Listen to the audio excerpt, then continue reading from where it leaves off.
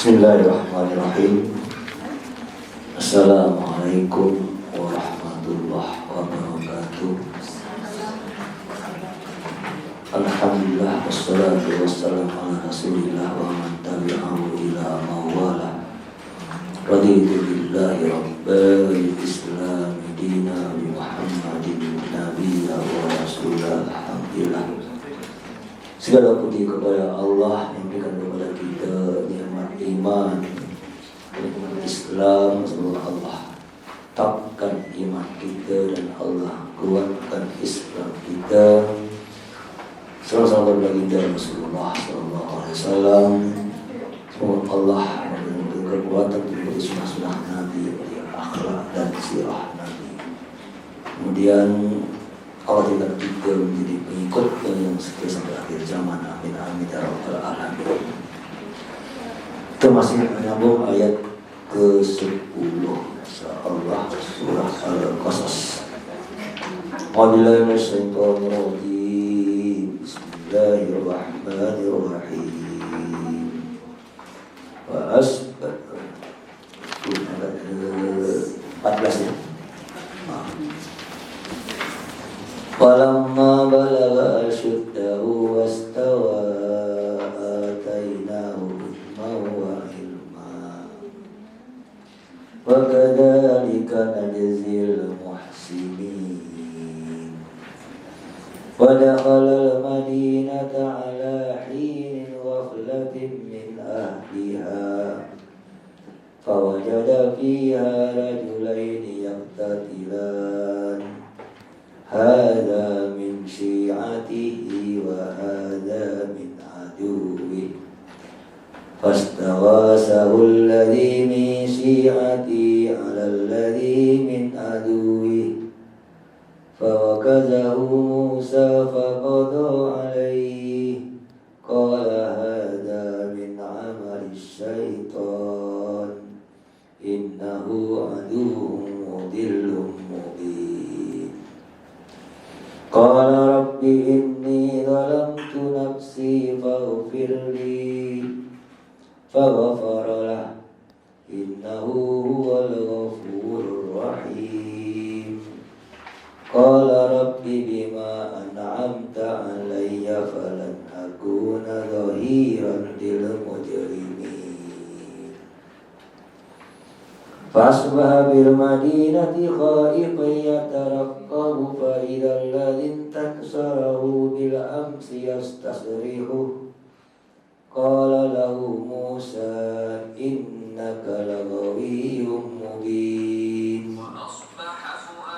Falamma an arada an yabtisa billadhi huwa aduwwun lahuma qala ya Musa aturidu an taqtulani kama qatalta nafsan bil ams in turidu illa an takuna jabbaran fil ard wa ma turidu an takuna minal muslihin.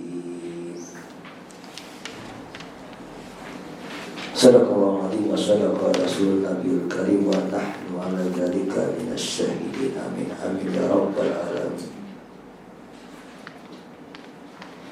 Maka setelah Nabi Musa menginjak umur dewasa, falamma balagha asyuddahu, pada waktu sampailah umurnya. Ada yang katakan umur remaja, pemuda, katakan umur remaja. Quran katakan asyuddah, sampai pada umur dia boleh berbuat sesuatu dengan bertanggung jawab. Misalkan yang sebutnya konsepnya konsep tanggung jawab dan berbuat sesuatu dengan risiko sendiri. Itulah konsep balik dalam Islam sebetulnya. Konsep balik sangat penting kita pahami dengan betul. Balik itu akil, akil balik. Karena banyak orang balik belum akil. Kan kita balik banyak belum akil. Sepatutnya balik itu harus sudah akil. Proses menjadi akil itu, balik itu masalah badan. Betul. Akil masalah akal. Masalah badan, tanggung jawab kita bagi makan. Itu balik ya. Masalah akil, tanggung jawab siapa? Masalah akil, tanggung jawab siapa? Ibu bapa, masyarakat, keluarga. Dan saya kata ini sangat penting. Konsep akil sangat penting. Malah sekarang rusak gitu. Karena banyak orang sudah belum balik, malah sudah dapat cabaran akil. Apa cabaran akil? Cabaran akil itu kehidupan, maklumat. Hari ini anak sudah dapat cabaran akil malah sebelum balik. Betul tak? Anak engkau lahir bagi iPad. Bahaya tak? Kenapa bahaya? Karena engkau berikan dia iPad sebelum dia akil. Dia belum dapat memilih mana baik, mana buruk. Belum ada maklumat mana benar, mana salah. Belum terlatih mana bermanfaat, mana tidak bermanfaat. Anak sudah dapat maklumat, informasi yang hanya layak untuk orang yang berakal. Cabaran terberat hari ini, anak belum balik, anak belum akil, sudah dapat semua. Dan ini sangat membahayakan. Ya, terulah akil kata, kalau akil sangat penting. Balik itu kita kata lah berapa tahun lalu. Kenapa orang dulu, contoh kenapa orang dulu, kalau kita ini sunat Rasul umur, engkau anak kau kita nomor berapa? Orang sekarang kita nomor berapa? Lahir langsung kita. Mak masih dalam pantang, pening kepala. Tengok. Dulu orang dulu bila anak terdikitan 12 tahun. Kenapa? Supaya anak paham dia sudah akil. Sehingga lepas kataan, apapun dia buat, engkau ada dosa, ada pahala. Lepas kataan, apapun engkau buat akan dinilai oleh masyarakat. Dan masyarakat berhak untuk menegur engkau atau buruk kalau engkau buruk atau engkau baik. Ada apa sanksi, ada akibat sosial. Kalau kau buat buruk, masyarakat akan marah. Dia akan menerima. Dan itu tanggung jawab dia individu. Tengok. Maka sangat penting proses akil. Dalam Kristen ada baptize. Dalam Hindu ada anak umur 17 tahun pasti ada jemput orang ramai keluarga. Betul kan? Hindu. Islam tak ada. Tapi sepatutnya engkau bagi tahu anak. Hai anak, engkau sekarang sudah akil dan balik. Dulu engkau di bawah tanggung jawab orang tua, emak dan ayah. Sekarang apapun perbuatan engkau di bawah tanggung jawab engkau sendiri. Kalau engkau baik dapat pahala, masuk surga. Kalau engkau buruk dapat dosa, masuk neraka. Emak ayah lepas tanggung jawab. Betul? Hanya emak ayah yang hak untuk menegur, mengislah, memperbaiki.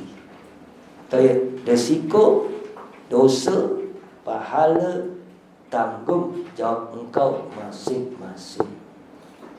Sehingga anak punya tanggung jawab.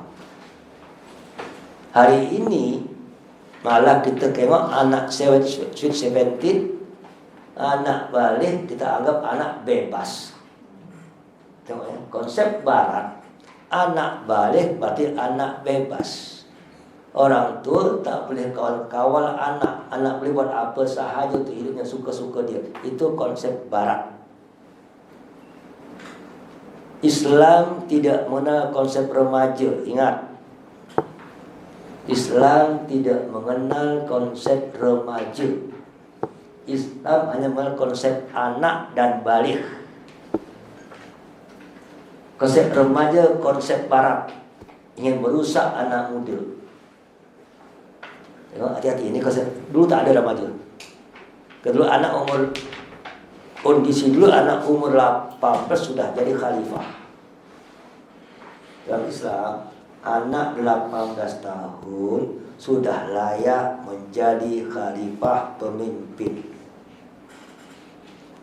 Atau seorang anak muda 18 tahun waktu Nabi masuk ke Mekah, dilantik menjadi Datuk Bandar Taif. Datuk Bandar Mekah betul. Nabi Ali bila berada di Mekah, Ataf tu umur 18 tahun dilantik menjadi pemimpin. Dalam konsep Islam sebetulnya umur balik itu umur pemimpin. Tengok, 18 tahun. Sekarang yang buat macam ni siapa? Siapa yang anaknya umur 18 tahun berhak jadi pemimpin? Siapa hari ini? Bangsa mana? Bangsa yang bernama Yahudi.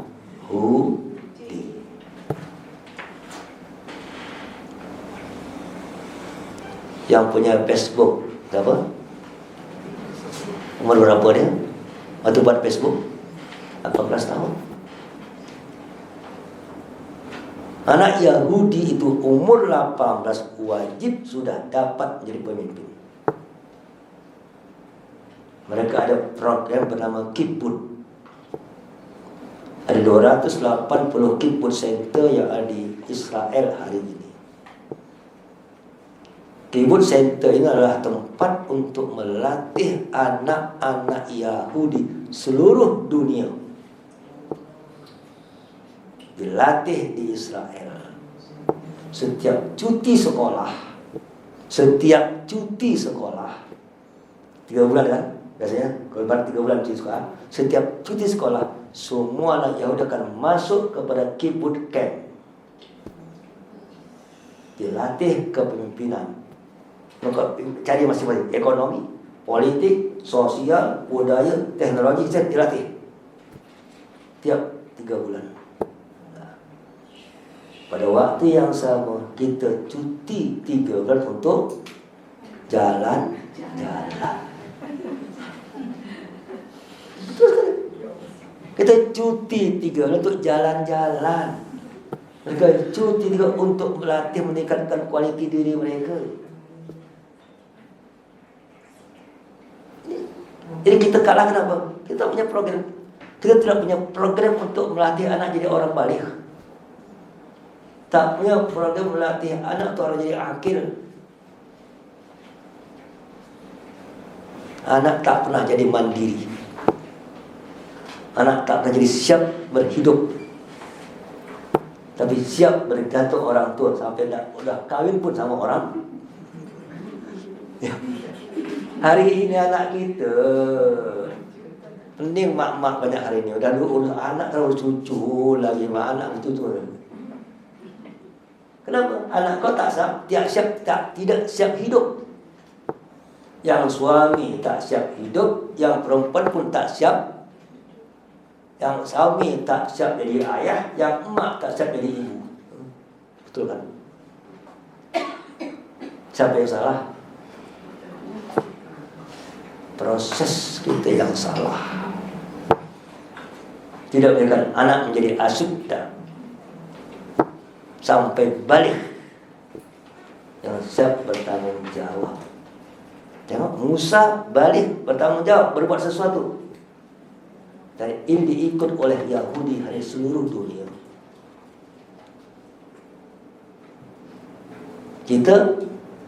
anak muda kita merusak dunia.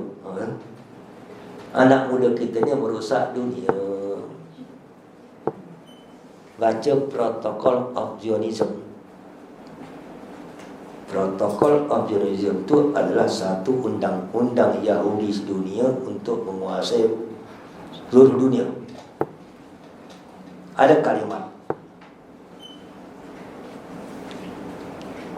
kita akan jadikan anak-anak muda bukan Yahudi sibuk dengan hiburan dan permainan.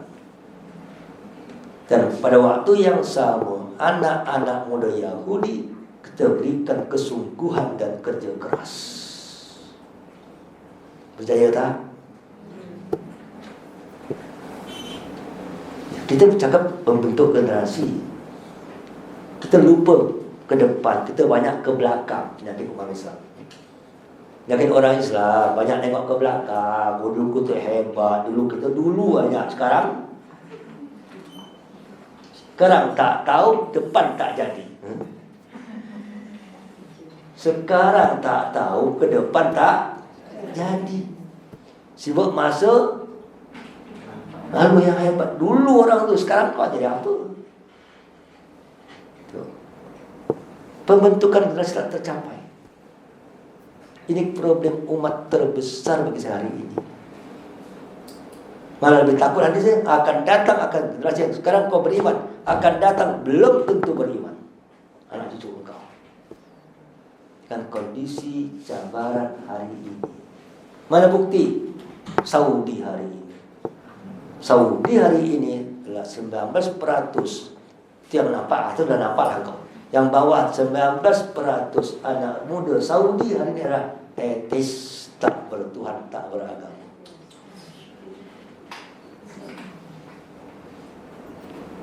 Kalau Malaysia sekitar, saya ingat waktu banci 2020 hanya sekitar 3% Malaysia.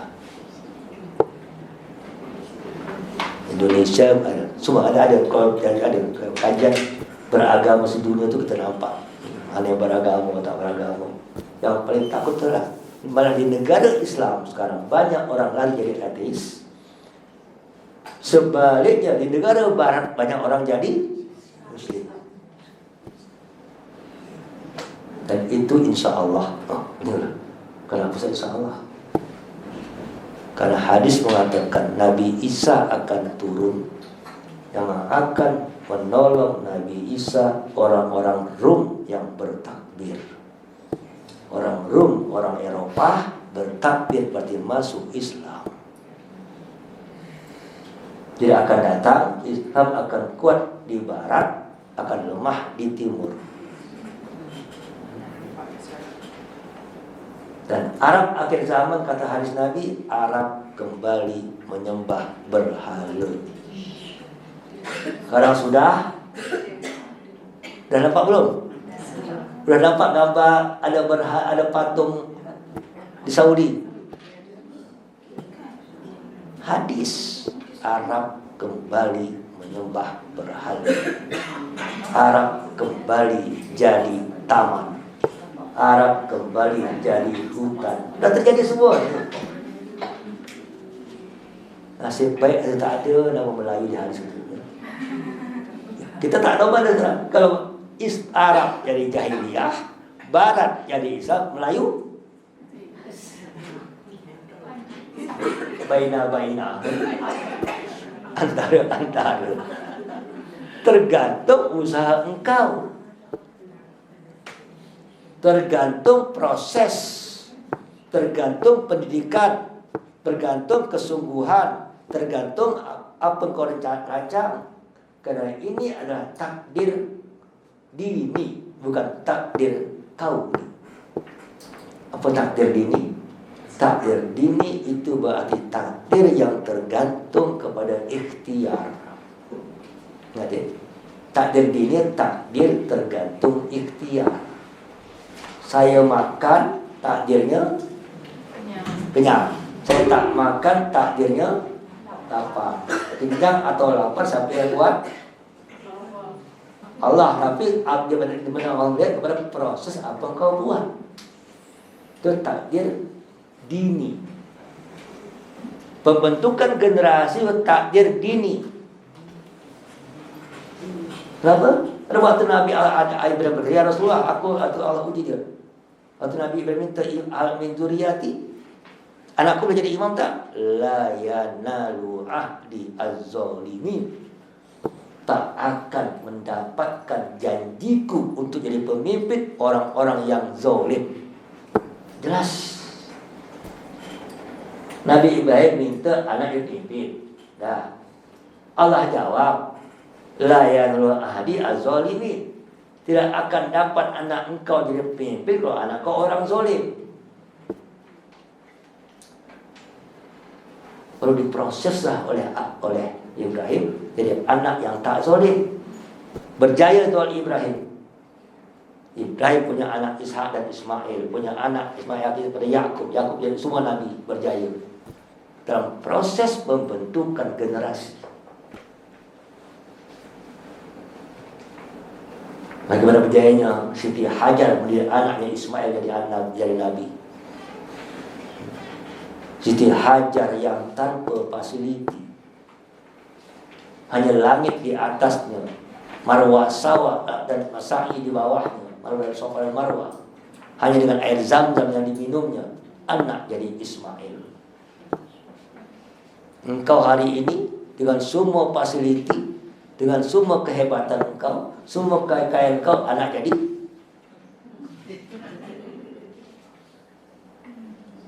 Di mana salahnya? Di dalam proses. Engkau tidak membentuk anak engkau khalifah fil ardh. Kita minta Rabbana hablana min azwajina wa dzurriyyatina qurrata a'yun waj'alna lil muttaqina imama. Betul? Waj'alna itu doa atau ikhtiar? Waj'alna itu kau hanya doa saja atau doa dengan ikhtiar? Yang kita buat doa ikhtiar imam tidak. Ikhtiar kita ikhtiar imaman tidak. Kita mendidik anak jadi imaman atau makmuman hari ini. Engkau mendidik anak kau imaman atau makmuman? Makmuman kepada kafir. Betul. Bukan imaman kepada orang beriman. Itu imaman lil muttaqin. Muttaqin tak ada apalagi imamnya. Itu doa betul, tapi tolong doa itu harus diaplikasikan dalam action. Itu maksudnya. Engkau doa Rabbah apa? Bismillah Allahumma barik lana fima razaqtana wa qina adzabannar. Tengok aja makan tak makan. Kenyang tak? Harus ada action. Mana action kita membentuk generasi terbaik dan imaman di muttaqin?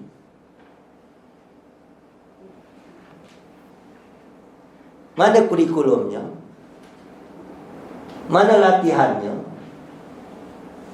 Mana tujuannya? Kosong.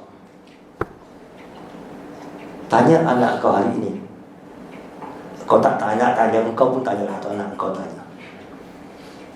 Hidup ini itu apa? Hidup ini itu apa? Itu anak bertanya. Nak, hidup tahu apa? Ya hidup. Ya hidup. Betul? Pernah kita bagi anak itu cara hidup? Pandangan hidup? Tujuan hidup? Bagaimana hidup? Engkau khalifah Allah. Engkau ini akan jadi pemimpin masyarakat umat. Pernah tak? Anak sadarkah dia itu akan jadi pemimpin akan datang? Dia harus bertanggung jawab dengan amat akan datang. Sadar tak dia? Maka yang jaya sama anak Gaza berjaya. Anak engkau Anak Palestin berjaya, dia tahu hidup untuk perang, betul? Anak engkau hidup untuk senang-senang, betul? Enjoy hidup. Itu kan anak engkau hari ini. Siapa yang salah? Siapa yang salah?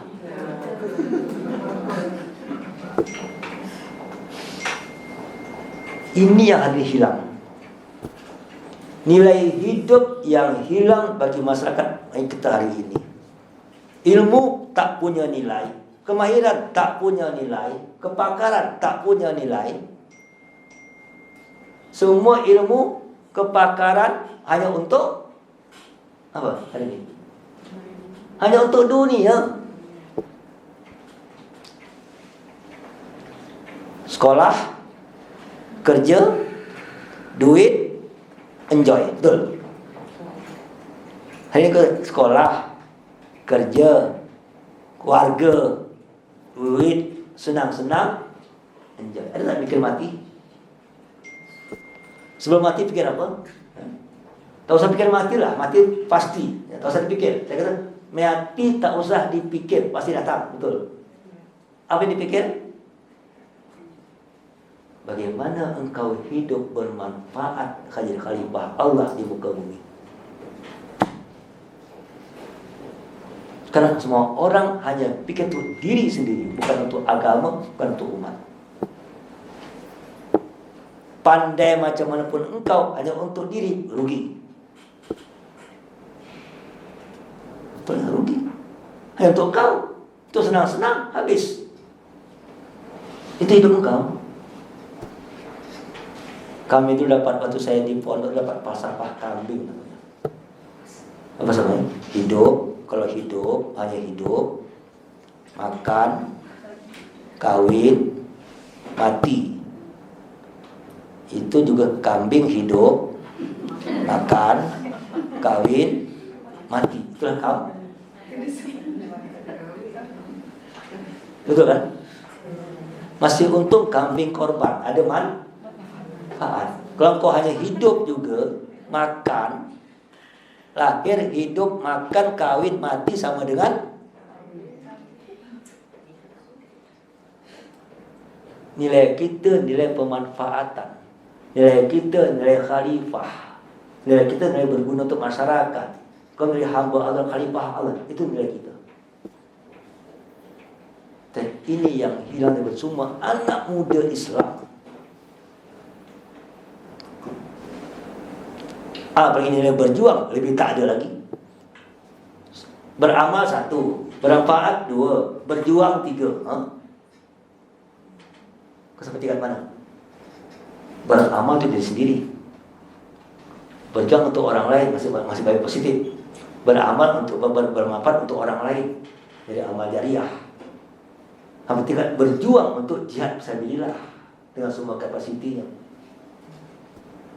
Kalau bicara agama, untuk tolong agama engkau dalam jihad. Tingkat kita level mana kita? Anak engkau level mana? Kita ni level mana? Hidup ini. Hidup, beramal, ibadah, dah. Beramal untuk orang lain, amal jariah. Atau berjuang untuk orang, untuk agama, berjihad. Kita level mana?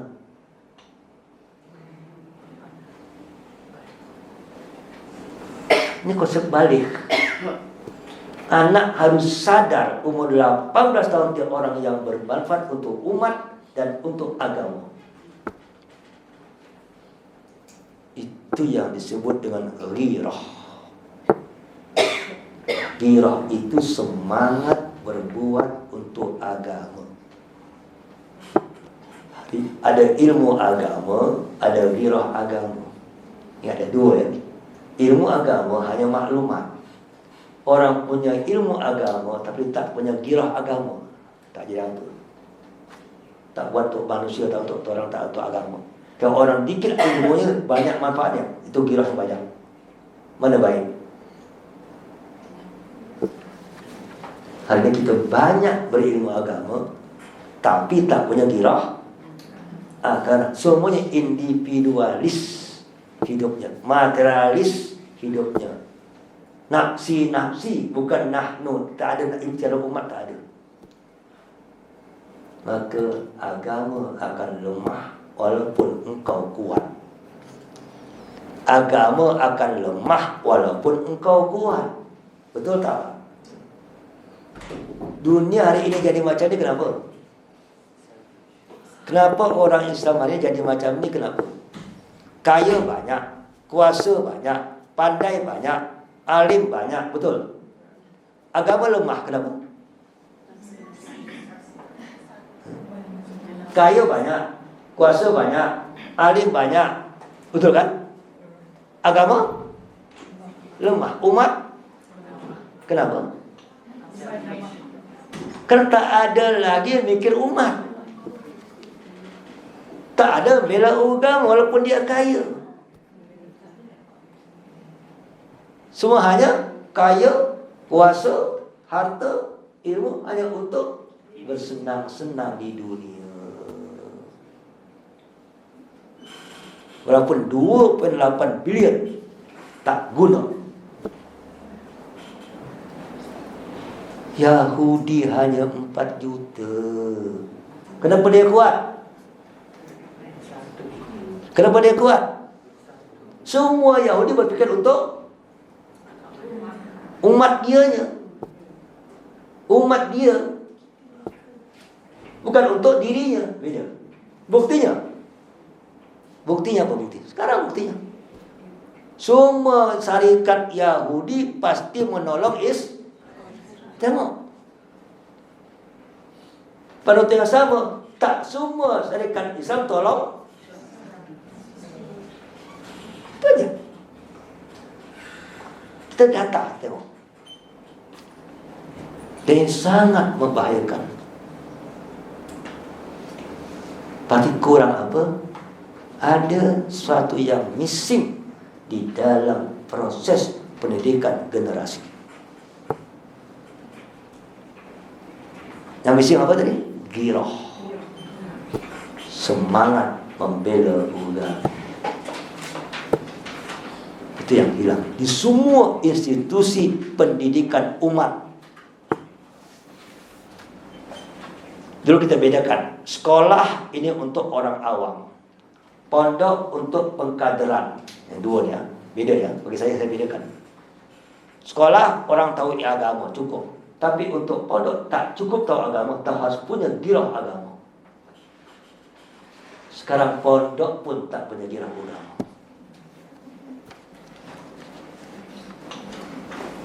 Keyboard itu bukan ilmu sebenarnya. Keyboard itu untuk girah Yahudi.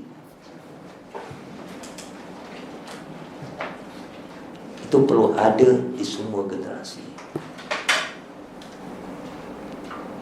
Kerana saya lakukan, saya tiap bulan terpaksa harus ke Medan.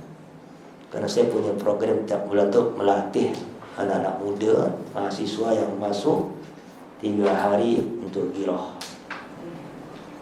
Beri tantangan, beri cabaran, beri sikap hidup, pedoman hidup, jalan. Ilmu tak payah cari sendiri. Yang mereka tak punya pandangan hidup, tak punya matlamat hidup, tak punya girah hidup. Apapun kepakaran mereka punya, tapi tak ada guna kalau hanya untuk diri mereka sendiri. Ini yang terjadi. Dan itu yang dihilangkan dalam kurikulum kita sejak penjajah masuk negeri Islam, sejak kita dikalahkan oleh Spanyol. Kerana mereka paling takut bukan ilmu, paling takut bukan ibadah, paling takut adalah girah agama. Kenapa? Biarkan umat Islam itu puasa, biarkan mereka zakat, biarkan mereka haji, biarkan mereka salat. Hasal jangan dibiarkan, jangan biarkan mereka bersatu, kata orientalis. Berjaya. Itu kalimat marah. Ken Stone bekas PM Inggris itu. Yang berkata kita punya girah, kita jadi khalifah, ya. Girah akan jadi khalifah. Khalifah pemimpin. Hanya ibadah saja engkau tak akan jadi pemimpin, akan jadi orang yang diikut pemimpin yang tak betul. Dan ini sudah Imam Nawawi dalam kitab Al-Majmu' itu fikih Syafi'i terbesar 36 jilid, dalam mukadimah berkata, orang muslim tidak boleh bergantung dengan orang kafir dan orang lain. Sampai buat jarum pun harus buat sendiri. Buat jarum, karena tak jarum made in Indonesia, negara Malaysia, China semuanya. Ya jarum. Kenapa? Karena tak punya girah. Bukan tak pandai buat. Orang pandai banyak, kerja sama orang Islam yang pandai banyak, kerja sama kilang orang kafir. Betul. Kenapa? Tidak ada girah untuk membangun agama, apapun itu agama. Sama tak ada girah, kita akan tetap kalah. Atau girah. Maka di sini kenapa kita waktu kita bicara kepada bagaimana hukman wa ilma, tengok. Sampai dia balik, dia punya hukum, dia punya ilmu, hikmah dan ilmu. Musa balik, hikmah, ilmu. Baru dia akan dapat wa kadzalika najzil muhsinin. Kami memberikan balasan kepada orang yang berbuat baik. Apakah mungkin ada perbuatan baik tanpa ilmu dan hikmah? Mungkin tak. Lengkap ilmu, lengkap hikmah, baru jadi baik. Hikmah operasional, ilmu dalaman, hikmah luaran. Hikmah cara bersikap. Dua ini syarat seorang untuk menjadi baligh.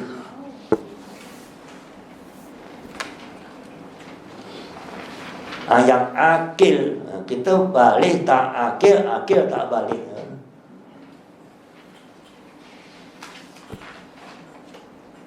Mudah aja. Apa itu baligh? Memayis. Apa memayis? Dapat membezakan mana betul, mana salah. Sebelumnya Musa buat balik belum. Waktu dia diendong sama Firaun, dia tarik janggut Firaun, dah. Kemudian marah Firaun, kata Asyah jangan marah dulu, anak kecil tak tahu mana buat betul, mana baik, mana buruk. Masa coba uji dengan api dan itu dibagilah, ada bara api sama ada itu madu kan. Dia ambillah yang cantik, bukan intan batu permata sama api sama berkilat. Betul kan? Yang diambil mana? Api, karena Musa ambil api. Akal belum berfungsi. Maka dia akan ambil api. Dia belum balik. Waktu dia balik sudah berfungsi akal. Tapi akal boleh berfungsi dengan apa?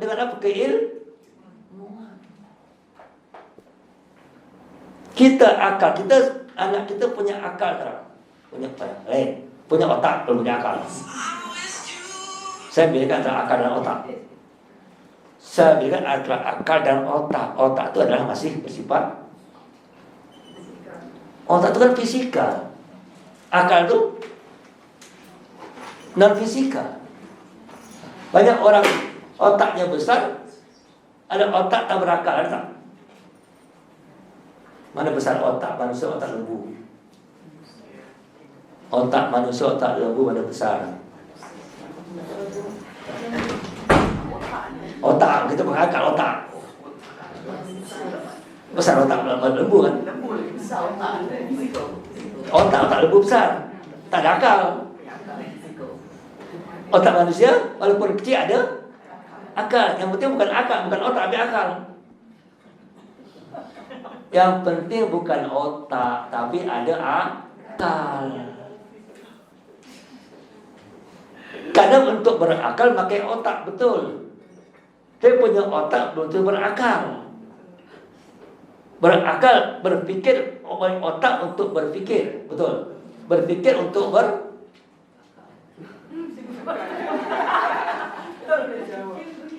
Saya bedakan antara berpikir dan berakal. Kenapa? Orang kafir berpikir tapi tak berakal. Orang kafir berpikir tapi tak berakal. Qulubun yaqiluna biha, itu untuk akalnya. Akal itu yakin, mengambil keputusan, mengikat. Akil, kata Nabi kepada unta yang ditamak di luar masjid, kepada sahabat, akil, ikat dia. Apa akal berarti? Apa ikat? Mengambil keputusan. Sekarang saya tanya, di mana tempat otak yang mengambil keputusan? Pening kepala. Ada otak kanan, ada otak kiri, ada otak depan, betul? Otak kiri bercakap masalah matematik, otak matematik, betul? Otak kan masalah manajemen, betul? Otak depan masalah kesimpulan berpikir. Otak depan, dah. Maka kenapa kata sesuatu Allah marah sama orang-orang Abu Jahal itu? Anasfa'am bin nasiyah. Nasiyah otak depan.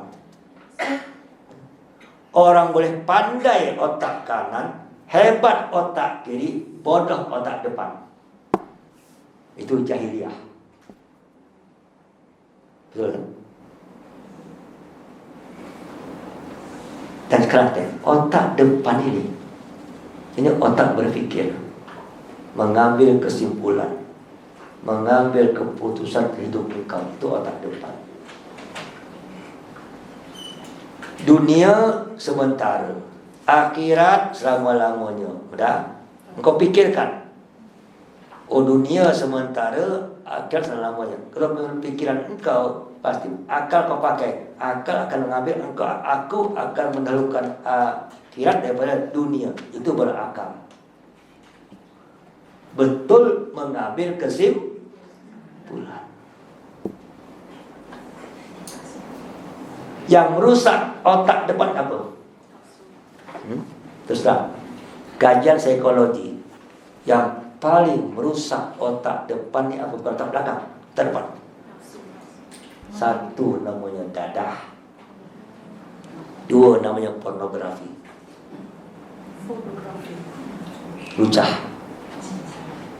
Dan melihat yang lucah itu 3 kali lebih besar merusak otak depan daripada dadah. Ini terdepan.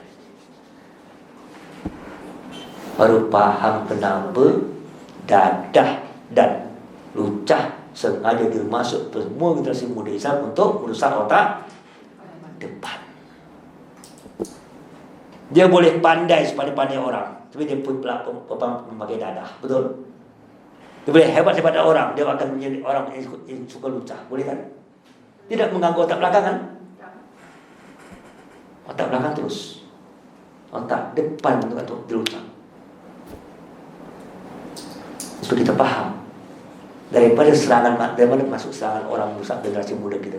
Dua itu, dadah dan lucah.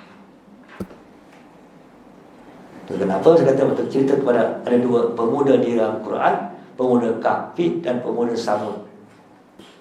Pemuda Kahfi betul berpikirnya, pemuda Samud rusak otak.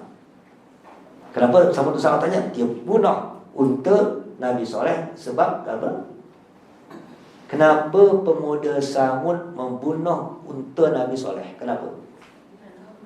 Karena ada 2 orang perempuan yang punya anak cantik-cantik. Dia kata, siapa dapat bunuh unta ini, aku berikanlah badanku dan badan anak-anakku semua free. Sebut anak muda, la yakhafu uqbaha. Anak muda tak pernah takut dengan akibat. Hawa nafsu masuk, ambil. Perlu paham kan?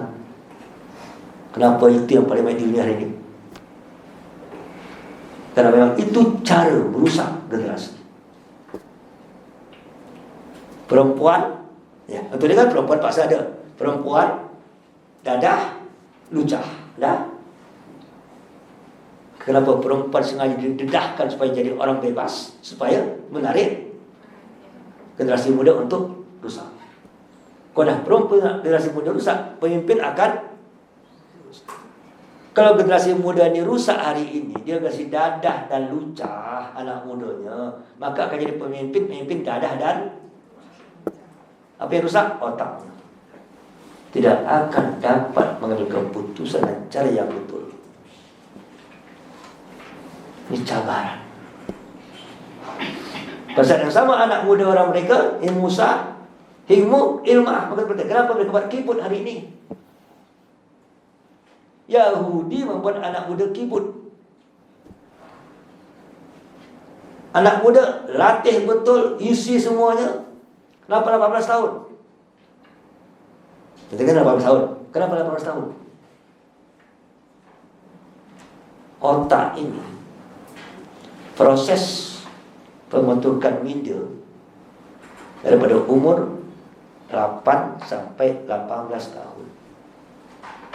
Daripada lahir mulai ke 7 mulai berfikir, mulai 6 mulai berfikir, 7 mulai berfikir, 8 sampai 18 tahun.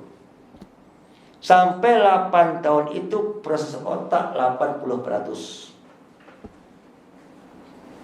8 tahun sampai 18 tahun tambah 20%. Sempurnanya otak full sempurna anak berfikir 18 tahun. Tengok. Lepas tu tak bisa masuk lagi. Susah masuk. Untuk jadi karakter, untuk jadi sifat. Itu pembentukan memori bawah sadar yang membentuk karakter manusia. Maka sebelum dia 18, fullkan masuk semua maklumat. Fullkan hidup, fullkan video dewasa, tenang hidupnya. Punya suatu kekuatan akal. Tak akan mudah yang lain. Apa yang diisi itu yang jadi.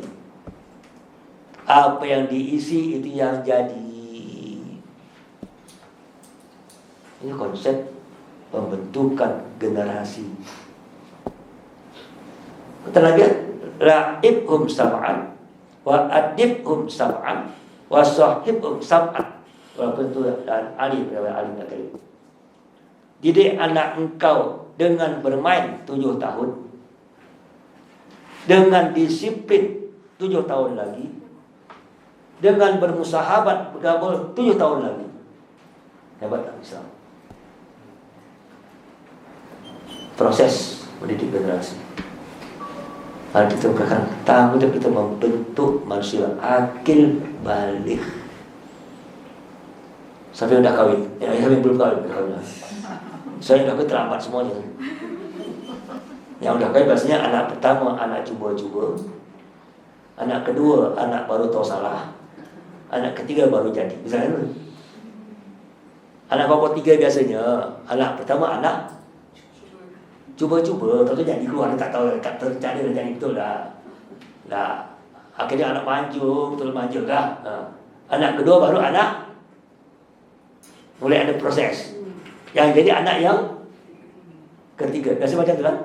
Dah dua mangsa. Tengok. Kan saya kata, ini konsep kita nak mendidik umat, didik generasi. Maka saya paling marah dengan khusus kawin. Kalau hanya bercakap masalah talak dan nikah sahaja. Berapa hari khusus kawin? 2 hari. Sehari. Karena saya tanya, berapa lama khusus kawin gereja? Berapa lama khusus kawin untuk member gereja? 6 bulan. 6 bulan. Psikologi anak ada, manajemen rumah tangga ada, psikologi dengan suami, semua lengkap. 6 bulan baru jadi boleh kahwin di gereja. Kenapa? Karena mereka memperhatikan generasi. Kita memperhatikan cepat kahwin. Bukan generasi yang cepat kahwin. Ya, itu salah. Kita buat satu sistem yang sebenarnya kita tak betul-betul kita persiapkan. Kita tak menyangka, kita tak berfikir anak itu penting untuk generasi pelaju. Khalifah Allah di muka bumi. Khalifah Allah itu harus lengkap. Spiritualnya, intelektualnya, jasadnya, emosionalnya harus lengkap. Betul? Kalau tak lengkap jadi khalifah dia. Kita hanya sibuk di fisiknya, tak sibuk dalam intelektualnya, tak sibuk dalam ruhaniyahnya, tak sibuk dalam akhlaknya, ilmunya. Maka baru itu ada ilmu dan hikmahnya, baru dia akan buat baik. Kalau tak ada, dia akan buat rusak. Tak mungkin kebaikan ada bagi orang yang rusak, mustahil. Bagi orang yang tak lengkap, mustahil. Itu sunnatullah. Menjadi muhsin, bukan hanya hasan. Ini muhsin, bukan hasan. Hasan lain, muhsin lain. Hasan baik, muhsin yang berbuat baik untuk orang lain, memperbaiki orang lain. Muslih, generasi mengislah, generasi dakwah, generasi menyampaikan sesuatu. Konsep. Jadi ini konsepnya. Wadah kalau Madinah falahin yang kafratin yang ahli, maka setelah dia dapat konsep macam itu, dia masuk ke Madinah. Ini Allah uji dia. Pembentukan diproses dan diuji. Try out, masuk lapangan, kerja masyarakat. Kau apa? Tengok, kita kan juga sarankan anak tak pernah dilatih untuk dibawa keluar. Anak Melayu, ayah punya kedai, anak pergi sekolah, suruh jaga kedai, insyaAllah habis makan kedai semua ambil, betul. Anak Melayu jaga kedai, akhirnya bukan jaga kedai, malah menghabiskan.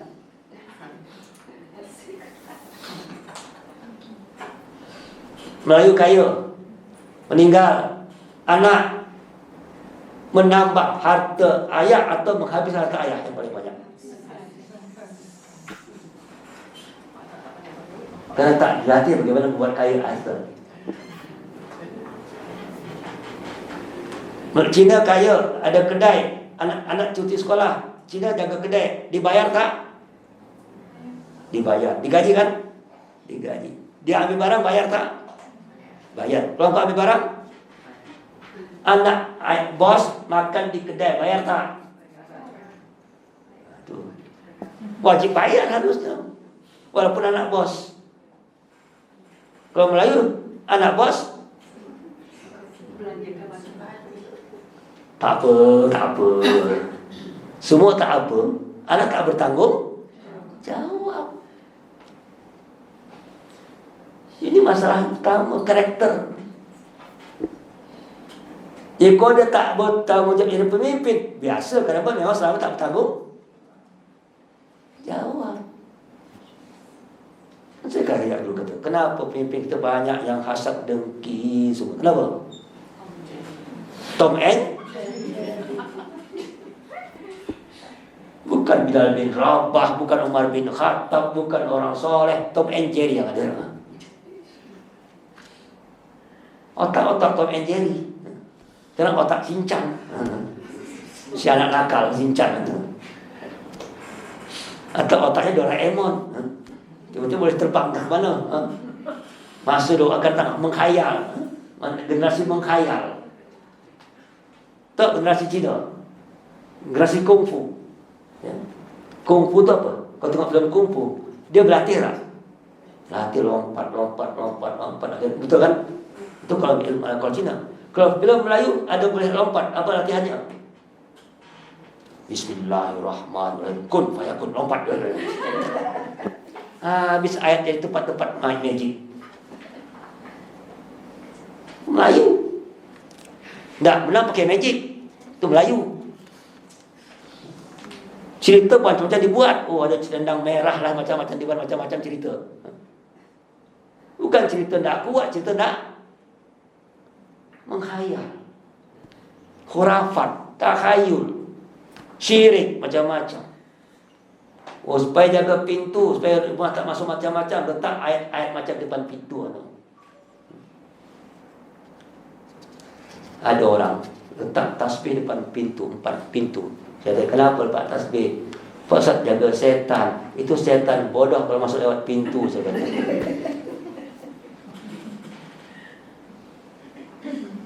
Setan tak pakai pintu masuk rumah engkau, masuk otak engkau lebih bahaya daripada masuk rumah engkau. Entah betul tak macam tu, tak betul. Tapi kita hobi. Melayu ni hobinya macam tu. Apa Melayu kalau nak jaga badan, letak wafak-wafak macam itu. Jaga orangnya Allah lah. Di atas ada Allah jaga kau 24 jam. Berapa minta kepada benda-benda macam tu. Kita ada Allah, bukan ada benda. Kita nak kun fayakun.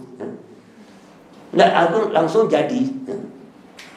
Tak ada ikhtiar, tak ada latihan, tak ada untuk mencoba, tak berani mencoba. Latih dulu, keluarkan, jalan. Engkau tak beli apple, engkau nak makan apple, hanya 2 jalan. Satu beli apple, satu panjat pokok apple. Mana baik? Yuk. Mana baik?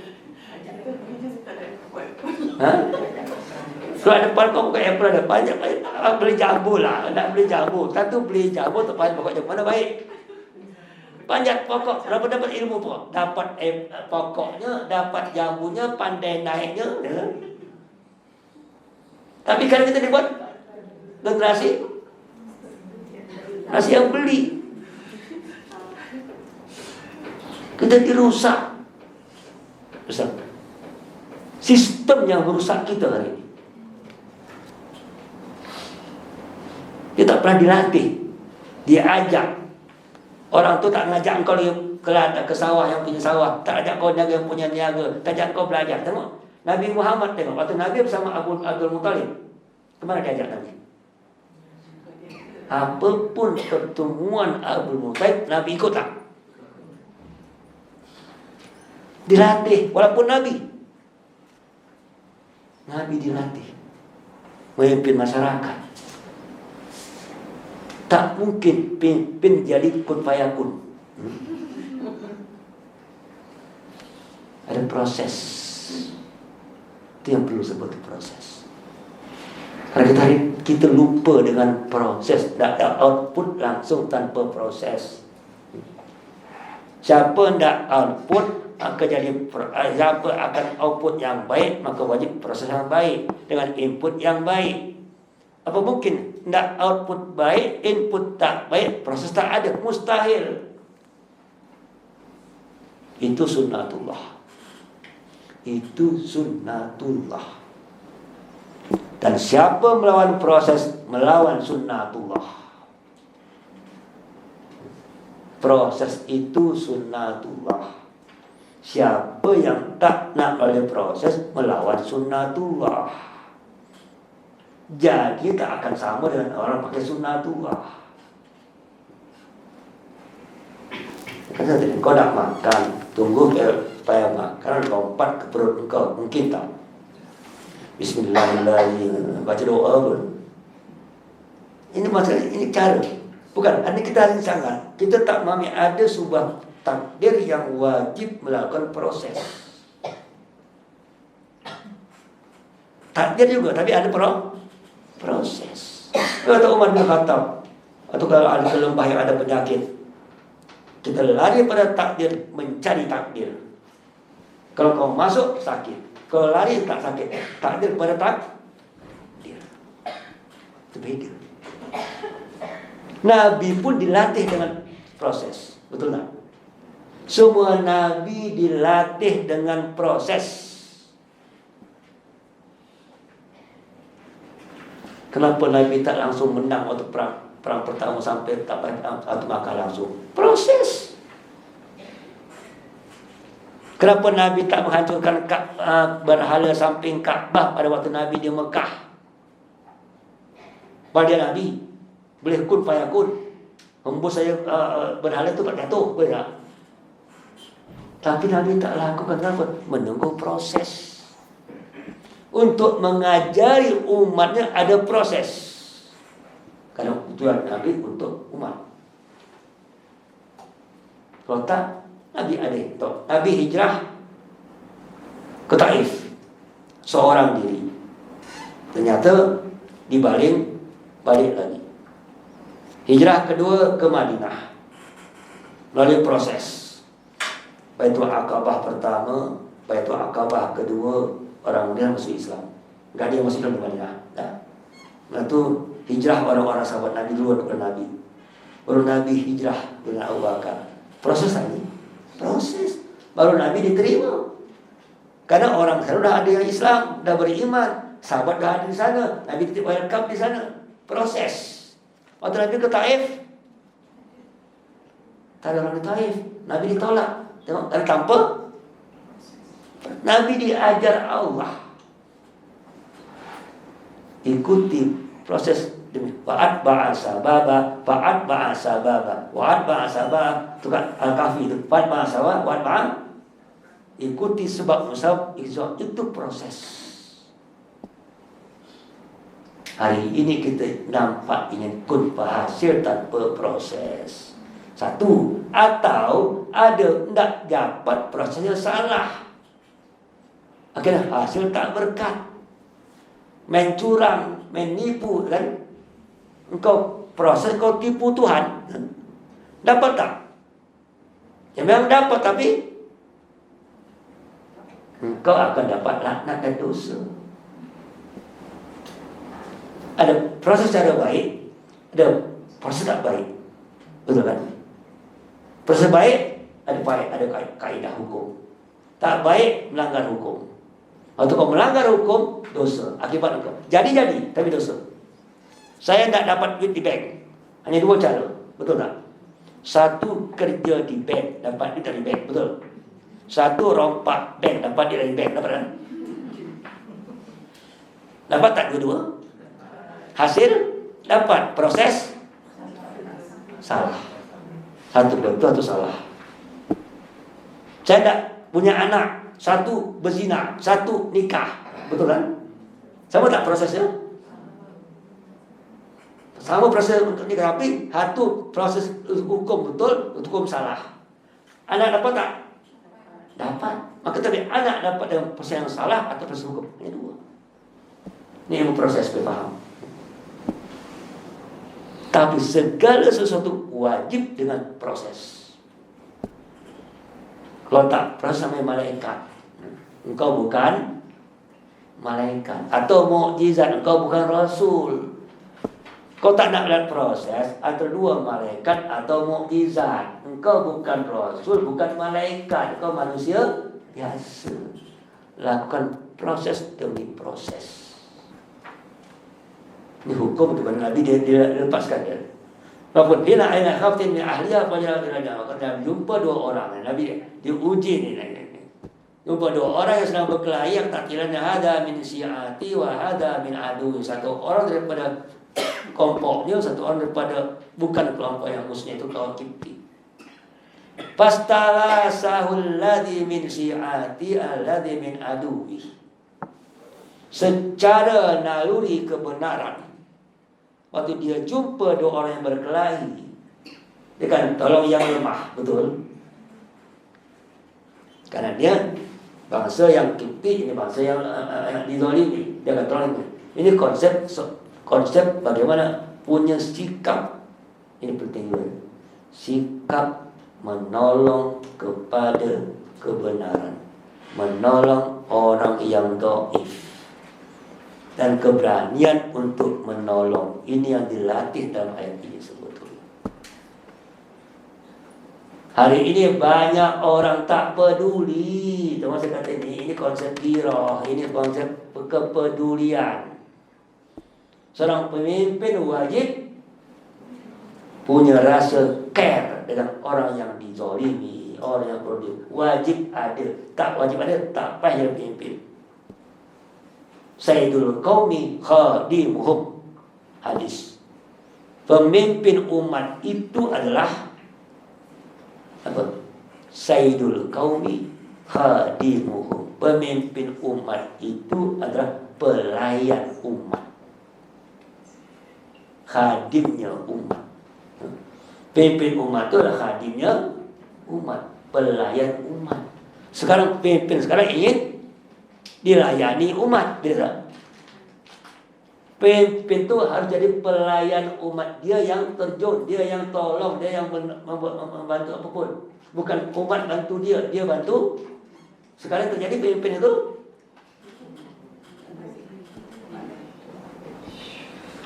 bagaimana Rasulullah, bagaimana Abu Dzar Al-Ghifari, bagaimana Umar bin Khattab, dan dia tengok ada orang susah, so dia ambil gandum daripada bendahara dari khasad, bawa ke sana. Itu pemimpin umat. Apa kata Ali Umar bin Abu Bakar? Abu Bakar kata, Umar, seandainya ada satu lubang di Baghdad yang masuk unta, aku akan berdoa kepada Allah Ta'ala. Tanggung jawab dalam melayan sesuatu yang tak betul, yang sunnah.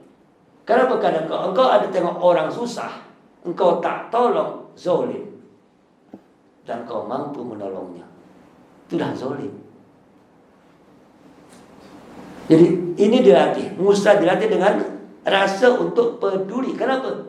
Dia sebetulnya di istana. Istana menjadi manusia yang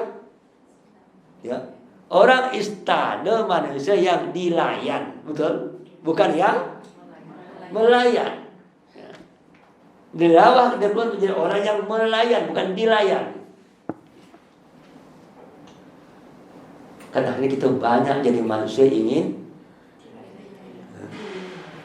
lebih banyak sikap ingin dilayan daripada melayan. Pemimpin macam itu akan zalim. Dibentuk pertama Musa, sikap care. Tengok masyarakat, terjun masyarakat. Tak terjun tak boleh. Kau jadi pemimpin masyarakat, sebagai pada masyarakat. Tiba-tiba datang pemimpin tak kenal masyarakat, aja apa? Sistem sekarang macam itu. Tah dari mana dah pemimpin, mana tak pernah muncul. Atau tak pilihan lain datang. Lepas itu hilang 5 tahun. Datang 5 tahun.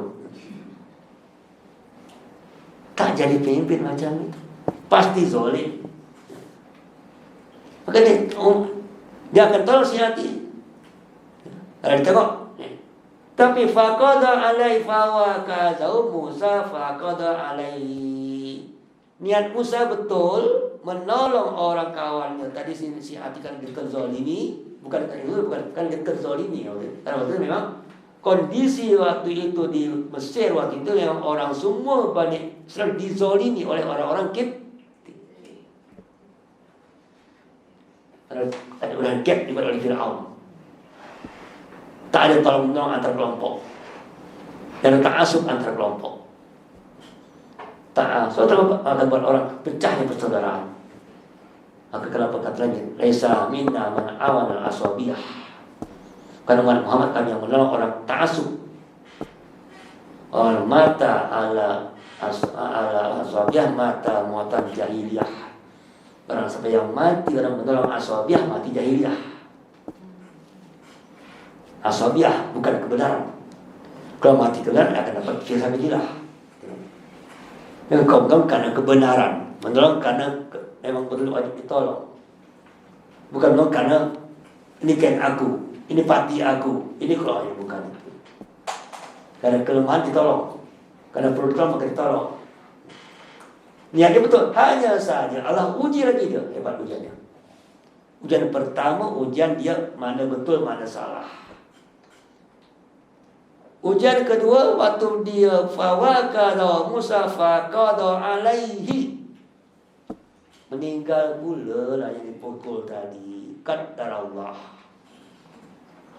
Tengok. Artinya dalam berbuat itu kadang-kadang ada berbuat sesuai dengan apa yang kau tuju, kadang-kadang terlepas apa yang kau tuju. Man ijtahada fasawwaba lahu ajrani. Man ijtahada fa akhta'a lahu sawabun wahid. Engkau berijtihad betul dapat 2 pahala. Berijtihad engkau salah 1 pahala. Itu betul ayat yang salah. Musa niat betul, nak tolong orang dengan betul, tiba-tiba Allah takdir sebagai untuk juga latihan kepada dia ni, tuan. Ingat ya. Apapun sebelum jadi rasul, ini sebagai latihan pembentukan jiwa. Ternyata waktu dia pukul, mati si musuh tadi, orang dipukul tadi, dan dia sadar. Ini paling hebat. Qala hadza min amali syaitan. Tengok, dia bukti dia sadar ini perbuatan setan. Jadi bukan niat ingin pukul mati. Ingin pukul ya melemahkan lah, bukan untuk pukul mati. Tapi Allah takdirkan jadi mati. Karena ini bukan aku niat, itu setan masuk. Di mana setan? Nafsu. Setan menekan nafsu. Artinya ini pun belajar. Kadang-kadang ada satu posisi untuk itu kan kata dalam bakal. Kata Nabi kan bahwasanya sebaik-baik engkau kan dalam berdakwah itu kenal lapangan. Nah, nas bimana zilihim, khatibun nas bikadri akulihim. Ajak bercakap manusia dengan kadar akal masing-masing. Turunlah kepada manusia dengan keadaannya masing-masing. Engkau harus tahu keadaan. Jangan sampai mungkin ya engkau perlu ini sekali pukul, kau pakai 10 pukul kan salah. Itu namanya bodoh. Kenapa? Membazir pukul. Kau ada mak nyamuk 1, kau nak pukul mau pukul itu kan dah. Bukan pukul. Anak marah, anak salah, kau pukul anak. Berapa kali pukul? Pertama pukul salah, yang kedua banyak kau dah pukul. Kamu dah pukul dah cukup lah sebenarnya. Kau pukul 1, 2, 3. Yang 1 pukul salah, kedua pukul apa? Pukul marah, ketiga pukul meletakkan bukan pada tempatnya. Apapun dengan tempatnya, posisinya, volumenya, kedudukannya. Pada betul. Harus kenal. Berarti dia berarti dia tenaga dia kuat. Ini orang lemah, sekali pukul mati. Macamlah orang belajar perubatan di India, balik ke Malaysia, jadi dokter di Malaysia, pakai bukan orang India, apa jadi? Orang India besar tinggi, badan kuat, kali suntik yang besar dosisnya, tak apa, datang ke Malaysia kecil-kecil, boleh sama mati lah. Setiap tempat ada kadar masing, itu sunnatullah. Itu sunnatullah. Mana engkau perlu anak engkau, mana perlu engkau marah, mana engkau perlu pukul, mana engkau perlu tengok aja, mana engkau perlu dengan senyum saja. Sama tak? Tak sama. Semua orang punya beda-beda. Ada yang biasa kena marah, tak kena marah, tak jadi apa. Ada yang biasa tak kena marah, kau jeling aja dah cukup, betul kan? Kondisi orang tak sama. Dan ini hikmah. Hikmah itu pandai mensikapi keadaan dengan cara yang betul. Kita hari ini salah banyak dalam hikmah. Kita melihat salah dalam hikmah. Kata ada ilmu kadang-kadang cara yang salah. Kita diajar. Musa macam-macam gitu. Hati-hati kalau mudah pakai nafsu setan. Dan setan itu innahu adun mudilun mubin. Ini jelas.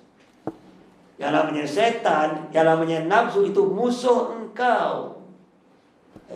Jangan sekali-sekali engkau terikut hawa nafsu. Memang sedikit. Atau pukul anak. Guru pukul anak. Satu pukul sekali, pukul betul. Pukul 2 kali. Sama macam Nabi kan, atau Nabi ada seorang budak yang zaman Nabi nengok perempuan, tengok sekali, tengok 2 kali, paling lebih kan. Sekali tengok masih manusia, masih manusia kan, tengok. Tapi kalau 2 kali tengok, nama itu pakai nafsu. Tengok, di mana batasan itu? Kenal batasan. Paling susah kan? Mengenal batasan-batasan. Kan semua orang ada batasan. Guru pun harus kenal batasan. Kalau kacau. Anak umur 5 tahun bagi matematik pening kepala tak? Anak belum punya gigi makan jagung. Bismillah makan. Salah. Anak 5 tahun kau makan bubur atau jagung kau bagi. Langsung makan jagung. Ada batasan, ada aturan, ada peningkatan, ada proses. Jadi proses itu mengikuti derajat masing-masing. Bahasa Baba. Kalau tak akan kacau kita sebetulnya. Ajar anak langsung, kita ajar langsung ilmu tinggi. Tak boleh, pelan-pelan dulu. Ngaji alif bata dulu, masuk taksim dulu, masuk apa Quran dulu, baru tadabbur, baru tafsir. Kalau tak, ajar anak semua masak, beri kepada dia. Ada proses ilmu, ada proses dakwah, ada proses maklumat, tak sama. Dan kita harus tahu kondisi lapangan. Paling susah jadi guru kalau tak tahu kondisi lapangan. Saya pernah kalau guru murid saya tua, ada anak-anak ini kalau apa tak boleh dia. Kalau tua semua enak, bagi tua-tua yang umur tu bicara tua je nak mati Bagi anak muda nak mati bahaya.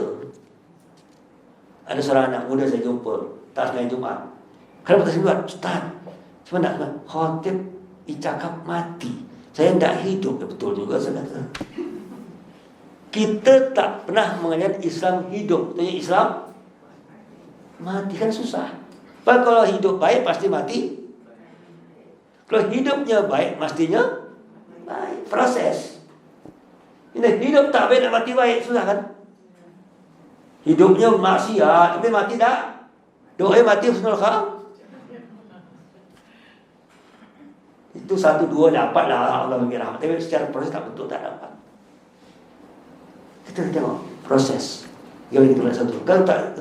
Maka bilang itu mana yang setan? Mana tu? Ini bilang, hai Musa, ini ada setan. Hati-hati dengan setan.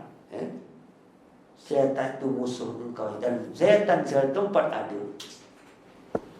Kita harus tahu mana cara-cara setan, mana perbuatan setan, mana cara strategi setan, supaya kau dapat selamat daripada setan.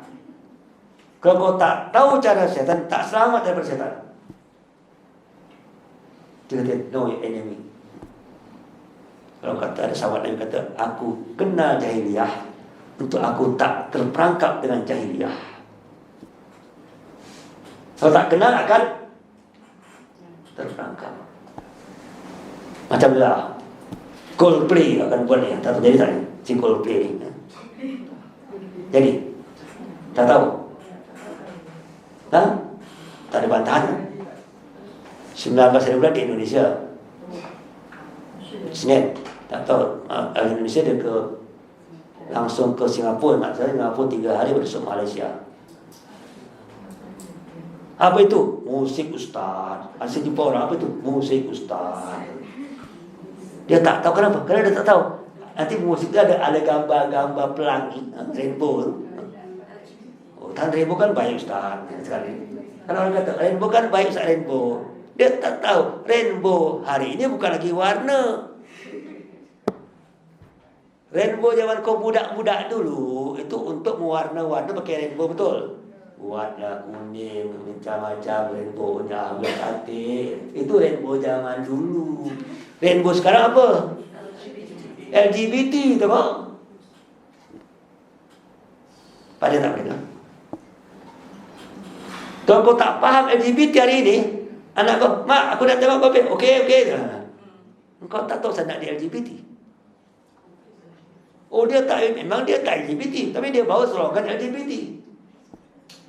Dia tidak menjadi orang LGBT, betul. Tak ada bukti. Tapi dia mendokong slogan LGBT, itu betul. Ini triknya. Kalau kau tak tahu, mak kata, sama sekali anak kau panggil pergi. Ini kan handphone, baik handphone. Kau tak tahu ada yang rusak dalam handphone. Bagi aja, kau tahu aja baik aja. Tak tahu ada yang merusak. Kenal yang merusak, kenal setan. Kalau tak anak kau terperangkap, dia orang masih awam, dia tak tahu apa. Dia ikut apa yang nampak. Betul? Dia salah tak? Tak salah. Salah siapa? Engkau tak bagi tahu. Ni nak, ya. Anak bagi pisau, kau bagi pisau. Baik tak bagi pisau ke anak? Bagi tahu ini pisau boleh potong A, boleh potong B. Kalau potong kek, okey. Kalau potong manusia, mana mudarat, mana manfaat. Itu juga hikmah, mengetahui tempat pada tempatnya masing-masing. Engkau tahu posisi. Kalau tak, zalim. Itu berat. Ibnu Sa'di dia macam sebelum.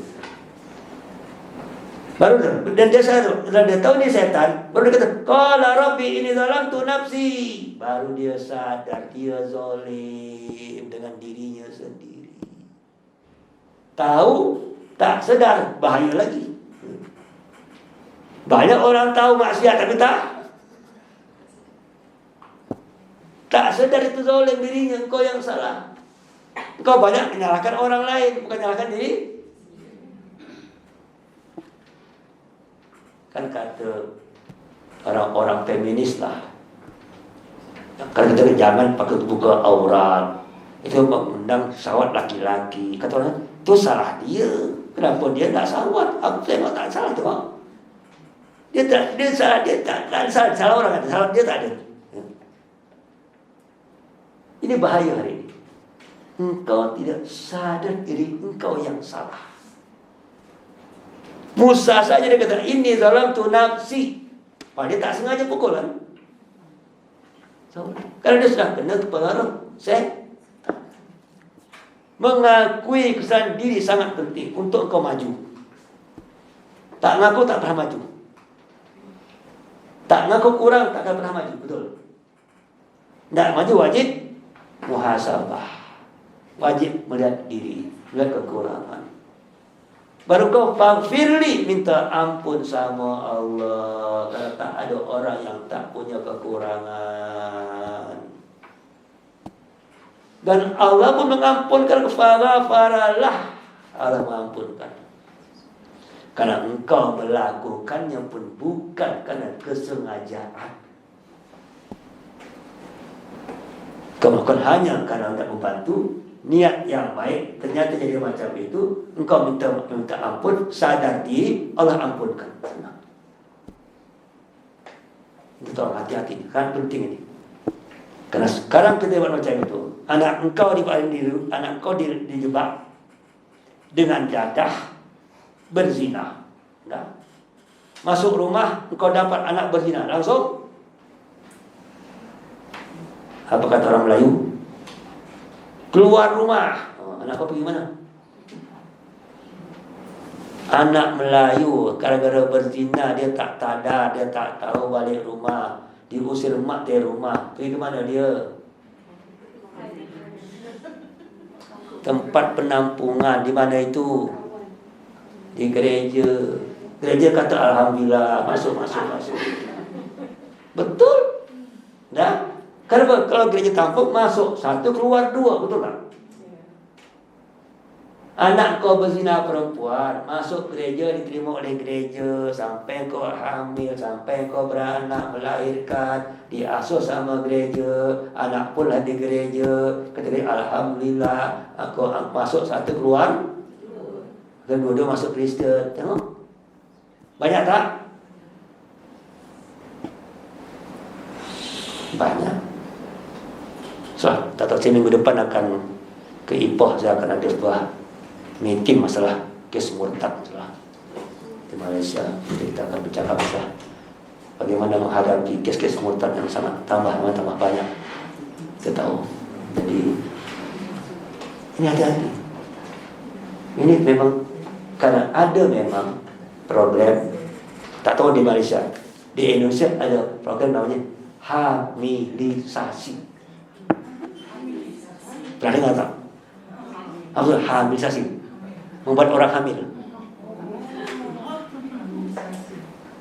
Jadi pemuda-pemuda gereja disuruh untuk mempengaruhi perempuan-perempuan Muslim mendating, hamil, tinggalkan. Program menghamilkan perempuan-perempuan Muslimah. Memang ada program gereja. Tapi tingkat macam supaya mereka nanti dah tahu mereka dah masuk, akan pulang ke rumah, diusir masuk tambah. Ini program terancam. Itu Indonesia betul. Malaysia saya belum dapat bukti, tapi Malaysia banyak bukti, Indonesia banyak bukti. Karena dia tahu orang Melayu ni orang Islam, kalau anaknya hamil dia akan usir. Ambil usir, tak diterima, masuk ke. Ini konsep taubat. Anak hamil, sudah taubat selesai. Habis taubat, dia dengan sudah sadar, dia sadarkan dia taubat, dia salah, berikan ilmu agama, taatkan dia, selesai. Tak payah kau usir dia, kau terima dengan baik. Itu kesempatan untuk menyadarkan dia untuk belajar agama dengan lebih baik lagi, betul kan? Itu kesempatan untuk dia bertobat, untuk dia menambah ilmu, untuk dia lebih taat. Kerana pernah sudah buat salah. Lebih mudah daripada orang yang tak pernah buat salah. Memperbaiki orang pernah berbuat salah lebih mudah daripada orang mengajari orang tak pernah buat salah dan merasa betul terus.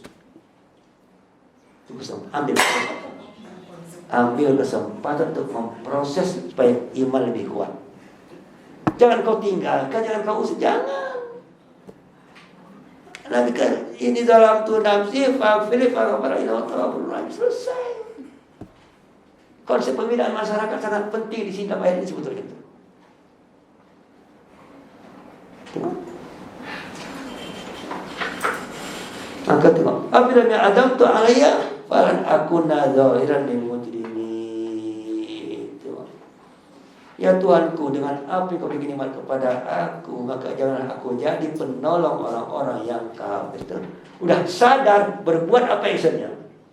Akan datang, aku tak nak lagi menjadi orang-orang penolong kekafiran, penolong atau salah dalam.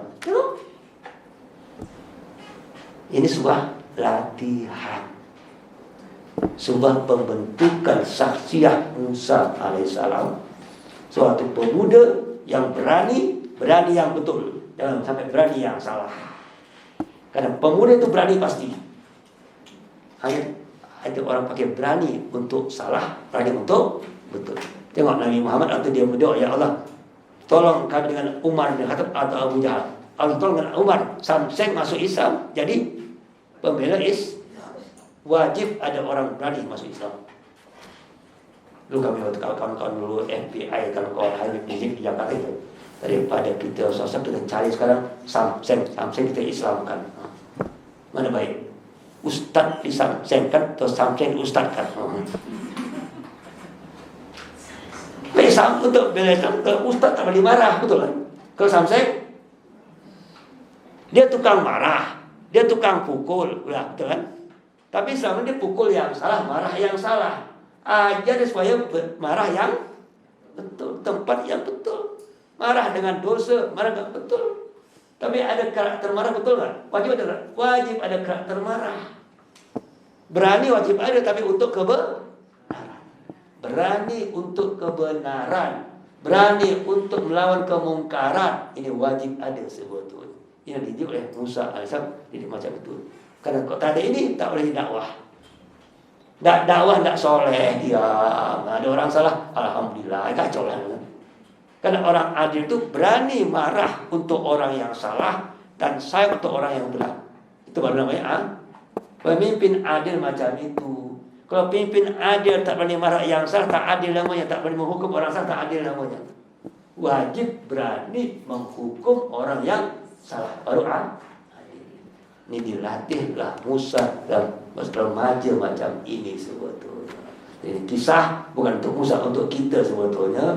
Bagaimana mempersiapkan generasi terbaik dengan cara latihan kehidupan, latihan sistem, dan dengan arba'ah sababa, semua arba'ah sababa. Semua ada proses yang wajib diikuti.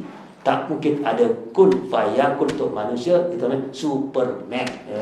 Kita bukan Superman. Kita adalah man saja. Jangan ingin dibentuk. Ada proses dibentuk. Nak jadi orang kuat, ada suasana. Ada cara orang pandai, ada cara orang kaya. Semua ada cara. Hanya cara itu arahkan kepada petunjuk Allah, untuk jalan kepada Allah, untuk kebenaran dan menghadapi, memberantas semua kemungkaran sebetulnya.